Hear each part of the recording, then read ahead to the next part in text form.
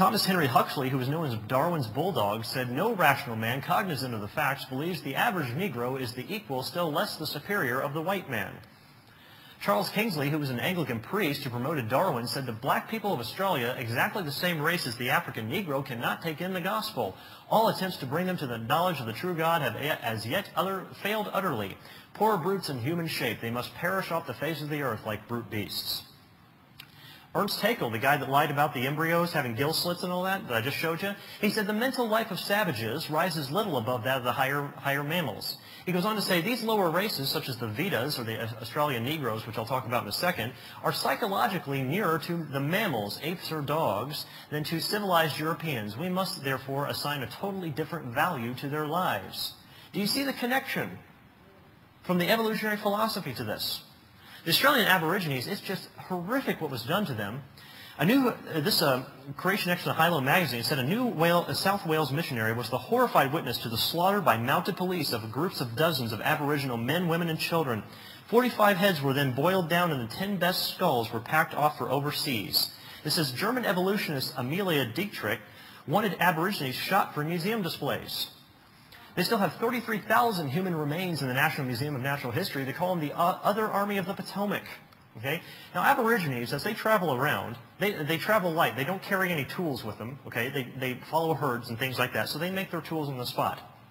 Now, if they want to tear off a piece of bark or something like that, they use their jaw. They clamp down, and they use that muscle more. And any bodybuilder will tell you the more you use your muscles, the bigger the bones get. Because if your bones stayed the same size, your bones would snap under the tension of your muscles. So your bones have to get bigger with them. And so they have bigger jaws because they use them more.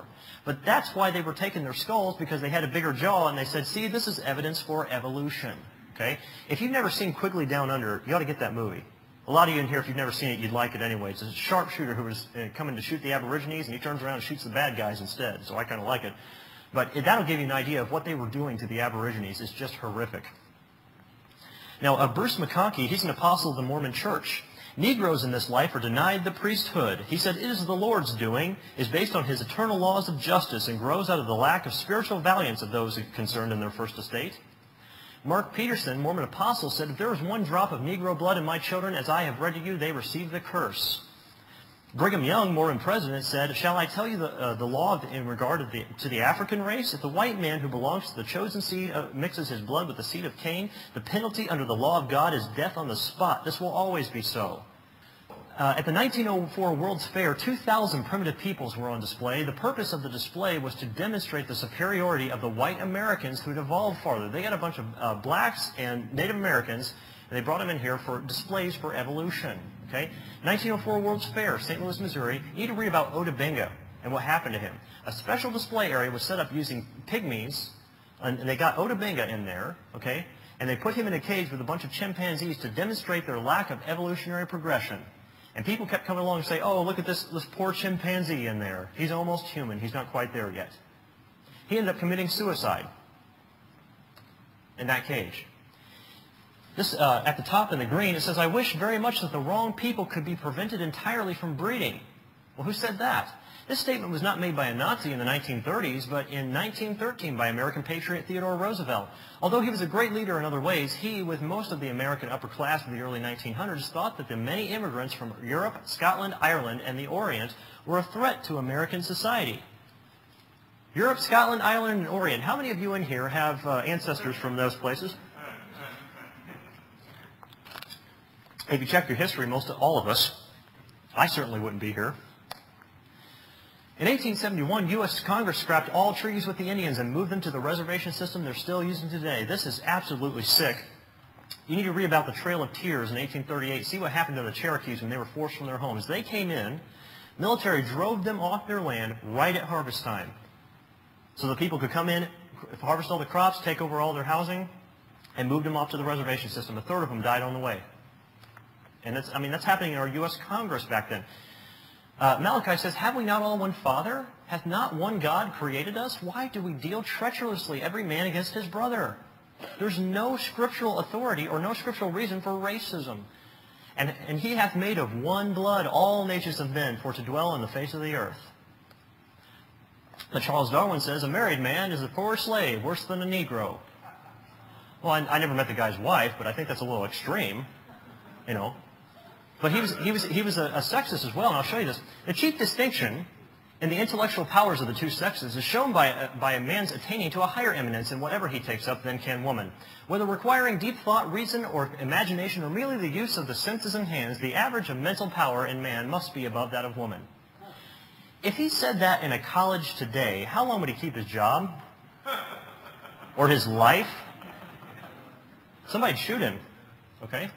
The Bible says there is neither Jew nor Greek, there is neither bond nor free, there is neither male nor female, for ye are all one in Christ Jesus. The Bible also says, even so, every good tree bringeth forth good fruit, but a corrupt tree bringeth forth evil fruit. Neither can a corrupt tree bring forth good fruit. Every tree that bringeth forth not good fruit is hewn down and cast into the fire. And that's exactly what we need to do with this evolution theory. Because it is the source of everything that you guys are fighting against today. And I can demonstrate that. I don't know how much more time we'll have left on that, but I'll do my best. Again, he said there's 1,000 hacking at the branches of evil to one who is striking at the root. Eugenics is another one of these trees, or another one of the branches, okay? Eugenics is the self-direction of human evolution. You need to take a look at this. I found this one. This is from Franklin College in Franklin, Indiana. I live about 30 minutes from here. I grew up from 30 minutes from here, okay? This is the Carnegie Institution of Washington, okay? You all know about the steel tycoon Andrew Carnegie, okay? Founded by Mrs. E.H. Harriman. Linked more to the steel tycoons. Anybody remember Butch Cassidy and the Sundance Kid in 1969? They were on the train and he held him and said, "Don't shoot, I work for Mr. E.H. Harriman," you know? This was founded by them. They actually had a course devoted in whole to eugenics and human heredity. Who in here saw the movie 300? Anybody see that one? A few people in here? Eugenics. That's what they were doing. They wouldn't show it much in the movie because too many people would be horrified by that, but that's exactly what they were doing.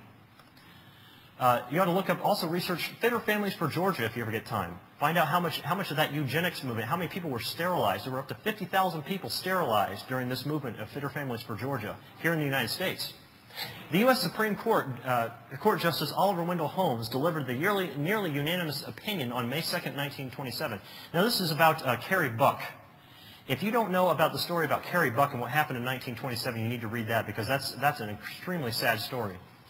He said, "We have seen more than once that the public welfare may call upon the best citizens for their lives. It would be strange if it could not call upon those who already sap the strength of the state for such lesser sacrifices, often not felt to be much by those concerned, in order to prevent our being swamped with incompetence. It is better for all the world if instead of waiting to execute offspring for crime, or to let them starve for their imbecility, society can prevent those who are manifestly unfit from continuing their kind. The principle that sustains compulsory vaccination is broad enough to cover cutting the fallopian tubes." That was only one person in the Supreme Court was against that. Nearly unanimous, okay? Planned Parenthood, Margaret Sanger, founder of Planned Parenthood. She is a strong supporter of the U.S. eugenics movement, and Planned Parenthood is about eugenics, okay? It's not about Planned Parenthood. She said the most merciful thing that a large family does to one of its infant members is to kill it, okay? This is based on her evolutionary philosophy. She says, "I cannot refrain from saying that women must come to recognize that there is some function of womanhood other than being a childbearing machine." That's her philosophy.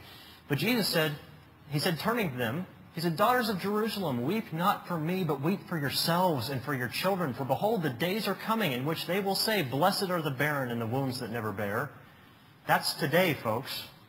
Christ has been right all along. What you believe determines how you behave. And that philosophy comes from evolution. Humanism. Humanism is a religious philosophy that stems from atheism and evolutionism. Okay, I have to say ism behind it because it is a religion. All right. This is the Humanist Manifesto 1, 2, and 3, okay, in 1933, 1973, 2003. And for those of you who study the Illuminati, these dates are not a coincidence, okay? Knowledge of the world derived by observation and experimentation and rational analysis, okay, so they claim. But they say humans are an integral part of nature, the result of unguided evolutionary change. Humanism, the basis of humanism is evolution, okay? And most of you, in every battle, each and every one of you are fighting different battles in here. You are fighting against a humanist almost guaranteed.